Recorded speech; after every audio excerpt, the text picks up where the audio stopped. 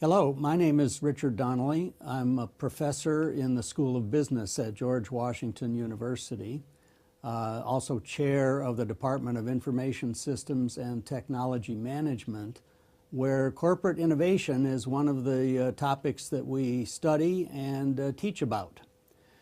So this turns out to me to be a fascinating insight in many ways into the working of corporations involved in technology markets.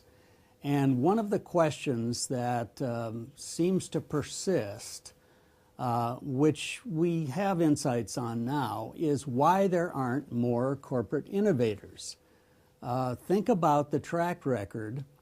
Who was it that introduced the most successful version of a battery-powered car? It wasn't Mercedes, it wasn't Toyota, it wasn't General Motors, it was an entrepreneur. And indeed, the auto companies, which are very technology rich and which have superb professionals in management, simply elected not to even try. There are whole industries in which that pattern is revealed. The biotech industry emerged almost exclusively from the laboratories and the entrepreneurial pursuits of bioscience entrepreneurs. We might have expected the pharmaceutical companies to be the ones that would have launched the biotech industry. No, they sat back and waited to see what was going to happen. Their reasoning, and I think it can be said to be the reasoning of General Motors and Mercedes as well, was that we'll let the entrepreneurs take the risk. If they become successful, we're so powerful and wealthy, we'll simply buy them up and incorporate them into our operations. And indeed, if you look at the pharmaceutical industry today, it's very bioscience rich. Really, as part of a symbiotic relationship with bioscience entrepreneurs, the big established companies buy up the ventures, make the entrepreneurs whole, or in many cases extremely wealthy, and then begin to offer their products, their innovative products, as some of their own.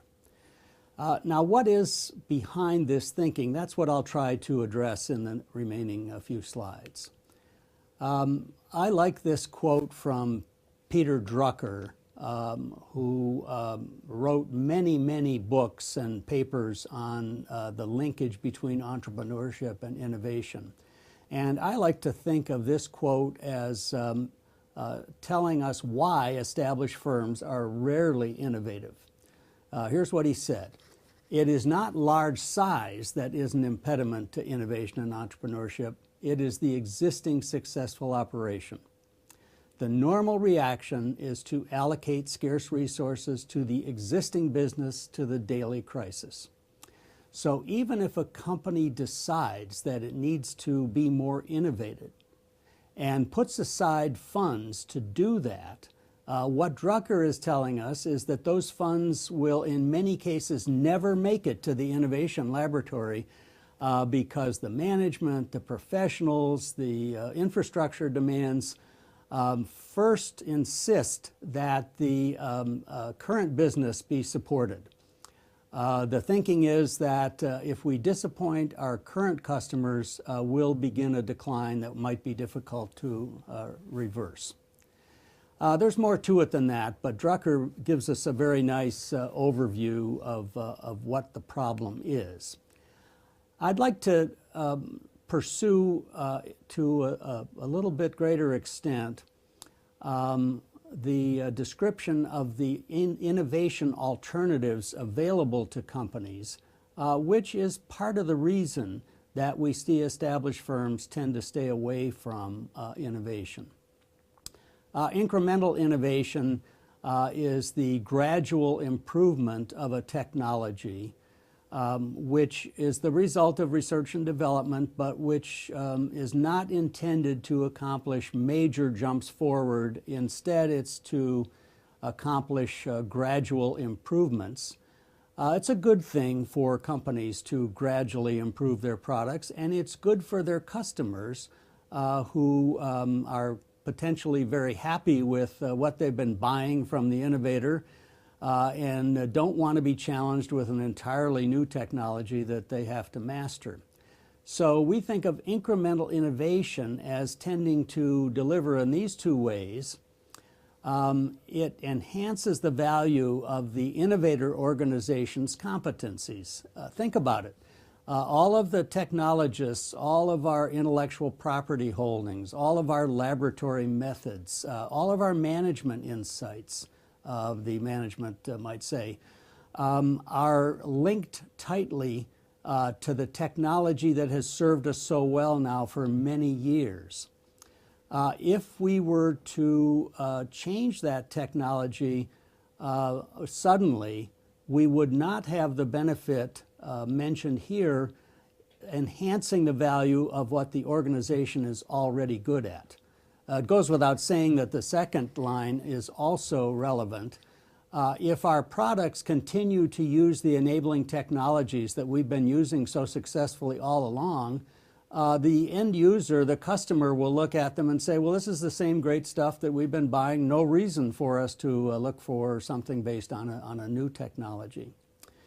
Now, we think of incremental innovation as not very impressive, not very ambitious, maybe not very able to generate rapid profit growth, but it does have the advantages mentioned here. Radical innovation, which tends to be more impressive technologically or scientifically, has a downside. It sounds like good stuff, but if a company radically innovates and obsoletes what it has been so good at over all the years, then it's actually destroying the value of the innovation organization's competencies. I like to refer to the lighting technology train, which we have experienced over the last century and a half. Incandescent bulbs were the first lighting technology to come along, and companies like GE that were the industry leader in incandescent lighting for decades developed the laboratory methods, the key professionals, and the intellectual property holdings, which enabled them to be better and better at incandescent lighting for a long period of time. But then incandescent lighting ran out of its improvability headroom, and another technology came along instead. That was fluorescent lighting. It turns out GE had very little to do with the emergence of fluorescent lighting, even though it had more of a stake in being able to do that than any other company did. Why? Because incandescent lighting was about to begin to decline in attractiveness if a new technology replaced it. If GE had been the one to develop fluorescent lighting, it would have destroyed the value of its competencies related to lighting. Instead, it was Sylvania and GTE and other firms that succeeded in introducing fluorescent lighting. And today, fluorescent lighting has reached its maximum performance levels, and an entirely new technology, as we all know, has begun to emerge to take its place. You only have to go to a Home Depot or a Lowe's to realize that LED lighting now can do everything that incandescent and fluorescent lighting used to do, and then some. But if it had been Sylvania that had developed LED lighting, its competencies as an organization would have been obsoleted overnight. The second line is also relevant, and it's analogous to what we said about incremental innovation. Making the organization's products and services obsolete would be one consequence of a brand new technology being introduced. So innovation is not always good stuff for corporations, at least at a particular point in time. And that led me to want to label this slide, "Too much innovation can actually be a problem for a corporation." We can think of that in this way. The standard business graphic that most of us who teach business students use probably weekly is the 2x2, so-called. In this case, on the vertical axis, there are two categories. The first row, incremental innovation, second row, radical. And in the vertical orientation, in the columns, there are a column for the current industry leader and for the new entrant.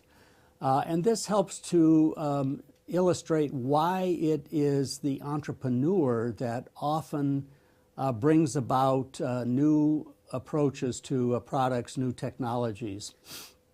On the basis of the arguments introduced in the previous slide, namely that incremental innovation can be a good thing in terms of enhancing an organization's competencies and preserving the competitiveness of its products, current leaders in industry mostly want to play in that quadrant, the lower left quadrant.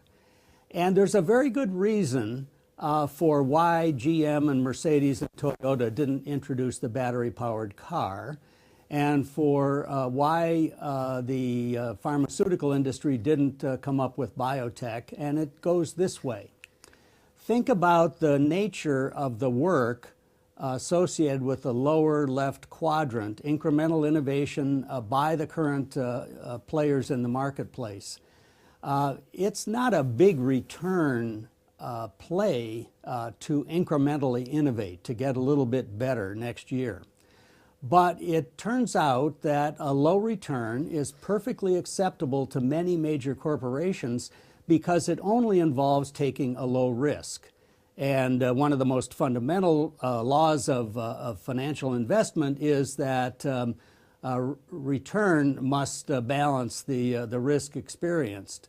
That is indeed the case for General Motors and Mercedes and Toyota to continue to make internal combustion engine cars until something forces them to do otherwise.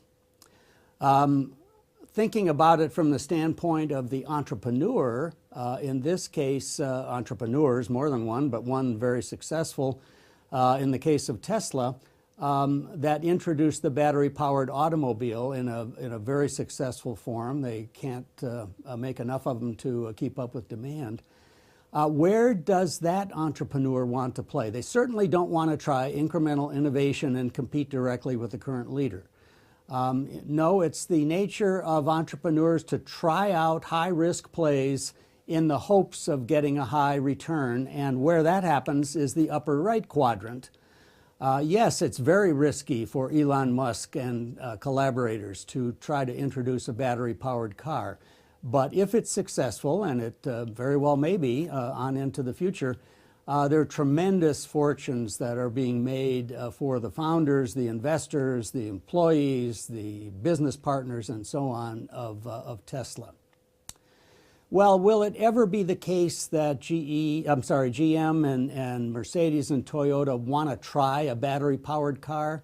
In fact, it has begun to happen, hasn't it? There are modest automobiles, nothing as high-end as the top-of-the-line Teslas, that all of those automakers are now trying.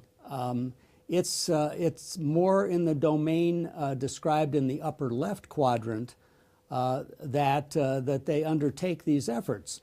Very high risk for GM to try to make a battery-powered car. And it's likely to have limited return, so it is out of balance by the fundamental law of finance, and it's not something that the automakers necessarily want to do until they feel that they have no choice because of the very strong competition provided by Tesla and maybe others. The fourth quadrant is also very interesting. What that represents is the decision of an entrepreneur to try to compete directly with the existing automakers' products. And that's not a good idea. One, it's not what entrepreneurs do, But secondly, it presents a risk-return ratio which is out of balance. When an entirely new player tries to do something that the industry already knows how to do so well, it's certainly taking on a bigger risk than the automakers take on when they innovate incrementally. And they're likely to be out of balance with that moderate risk because the returns are inevitably going to be low. There's no way that GM, Mercedes, and Toyota are going to allow a Tesla to come in and make an internal combustion engine car that competes directly with their products.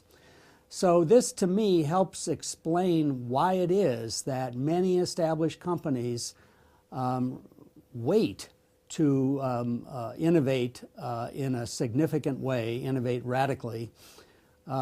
It's because they can make perfectly good business decisions in the lower left quadrant where risk and return are in balance for their business. I like this quote from these authors, Ungsen and Trudell. It helps to tie together this idea of why innovation doesn't happen more often by more established companies. I like to think that what they're saying here is that innovation is often an afterthought for established companies. And here's the way they say it. I love this language.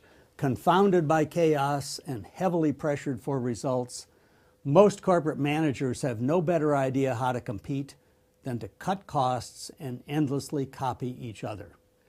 I don't want to go too far with the auto industry as the only example, but it certainly, its story is the one described here. The automakers all make products that are today generally quite good to very good. They look very much like each other's products. They compete mostly on the basis of advertising and marketing, not very much in the case of performance. This is exactly what they're trying to do. Endlessly copy each other at the lowest possible cost to give a slight competitive advantage. There are low-risk alternatives to innovation for these companies, as we just discussed. And this is a way to summarize what we're trying to say in this short talk. Companies will tend to take the lowest risk strategy that will let them get by. They do what pays off soon. They reorganize their business processes, re-engineer their business processes. They outsource some of their most sophisticated work. They reorganize. They insist on broad education and quality improvement, and so on and so on and so on. Very few firms are willing to take the risks associated with a dramatic step forward, which has been termed strategic positioning investments. And it is only through that latter way that they can create lasting competitive advantage. Think of it this way. Operational effectiveness is good stuff, and that's what business process reengineering and reorganizing and outsourcing sometimes results in. It is performing the same activities as most of an organization's competitors, but performing them more effectively. The result of operational effectiveness, which is practiced very successfully by many firms, think in the computer industry of Dell, which does this so effectively that they compete without much technology development at all. That allows a company to introduce products nearly identical to its competitors, but potentially at lower costs. The thing is that when one company figures out how to improve operational effectiveness through the application of new information technologies, for example, that same ability is available to all of its competitors. There's no protective barriers of any kind that would prevent one's direct competitor with doing the very same thing next year and dropping its costs to compete with yours. Strategic positioning investments are different. They allow a company to perform different activities than most of its competitors, and as a result of that, they create valuable positions, often through invention or new designs, and that allows them to offer to its customer base unique products for which they can charge higher prices because they represent a higher value. So as long as many companies can succeed by investing only in operational effectiveness, they will decline to invest in strategic positioning. And it's only the most aggressive, most committed to innovation firms that do it the second way. As a concluding comment here, innovation is always under threat in profit-making corporations, and here's why. No company would pursue innovation if they could avoid it. Innovation is not the natural way. It not only delays financial returns, it places them at risk. Thinking at it from the point of view of the management team, almost everything good for innovation is bad for the executive team on the typical corporate reward system. Innovation requires sacrificing current performance, especially profit performance, in the interest of greater profits in the future. But that's only good for a long-term executive team. If they're there to get to retirement in the next 3 years, innovation is not something that they're implored to try to accomplish. So this, I hope, has helped to explain why we don't see more innovation from established firms. I think it will always be this way. I call it a permanent competitive advantage for entrepreneur innovators. Thanks for listening.